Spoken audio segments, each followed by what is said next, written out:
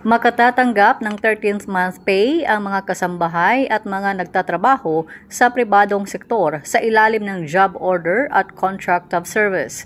Ayon kay Labor Undersecretary Benjo Benavides, nakasaad sa Labor Law at Kasambahay Law na saklaw ng 13th month pay ang mga kasambahay. Sabi ng opisyal, lahat ng mga manggagawa, contractual man, rank and file o subcontractor, basta nakapanilbihan na ng isang buwan ay may entitlement sa benepisyong ito. Ayon kay Benavides, ang 13th month pay ay labor standard ng pamahalaan sa lahat ng mga manggagawa kahit ano paman ang kanilang status sa trabaho.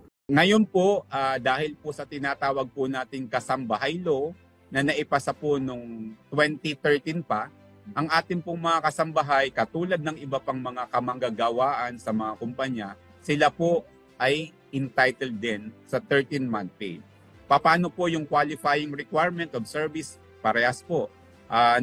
Dapat po ay nakapanilbihan na ng at least 1 month at yung computation po ay parehas din po ang computation nung 13-month pay ng ating mga manggagawa sa mga kumpanya at pagawaan. I-add lamang po yung basic salary na natanggap ng isang kasambahay at i-divide po siya sa 12 at yung po yung amount o halaga na matatanggap niya bilang 13-month pay ng isang kasambahay. Ayon kay Benavides, dapat maibigay ang 13th month pay bago sumapit ang December 24.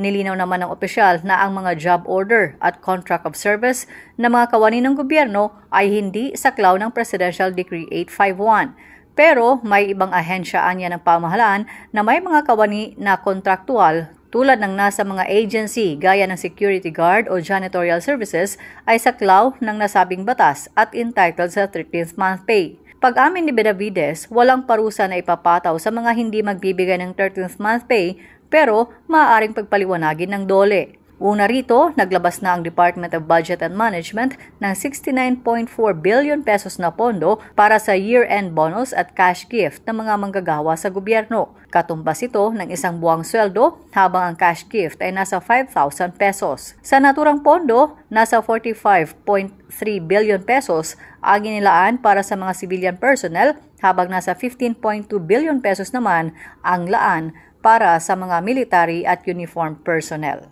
Chona Yu, Radyo Inquirer, Bayang Nagtatanong, Mamamayang Nag-uusisa.